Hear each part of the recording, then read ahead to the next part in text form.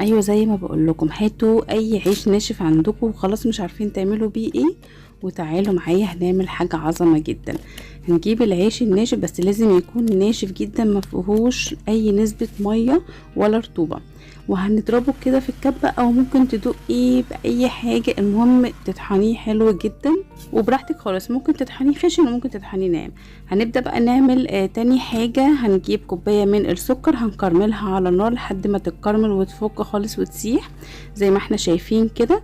وبعدين هنجيب معلقتين كبار من الزبدة وندوبهم في الكراميل ده، وبعدين نص كوباية من الحليب، يا ريت يكون حليب كامل الدسم، عليهم كوباية من الزبادي، عليهم معلقة من القشطة، ومش ضروري القشطة، ممكن نستغنى عنها مفيش اي مشكلة تماما. وبدل ما نحط فانيليا بقى انا هحط فص واحد بس من المستكة، ممكن تحطي بدل المستكة فانيليا.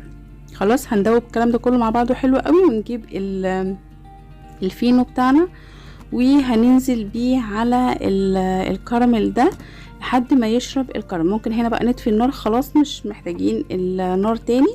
وهنجيب الفينو بتاعنا اللي بالكراميل وهنفرده كده في الصينية اللي هنعمل فيها الحلو بتاعنا ده. كده طبعا انتوا عرفتوا احنا بنعمل ايه، بنعمل عيش السرايا.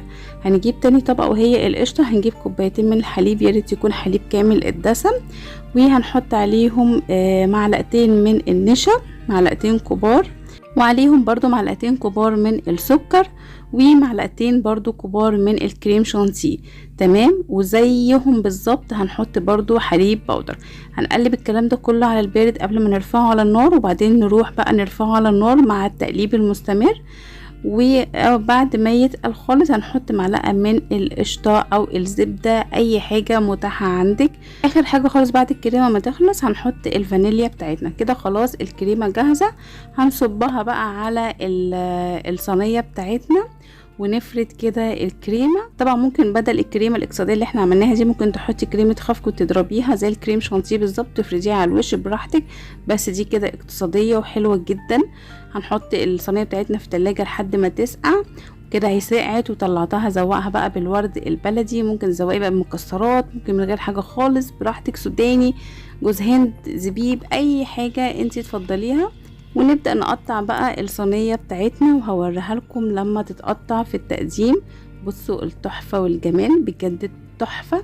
عايزة اقول لكم ان الصينية دي اصلا غالية بره جدا، عملناها بحاجة موجودة عندنا في البيت ومتوفرة وما فيهاش اي تكلفة خالص، يمكن تكلفة لا تذكر بالنسبة لسعرها بره. وبس كده خلاص، ده كان الفيديو بتاعنا النهاردة ونورتوني. باي باي.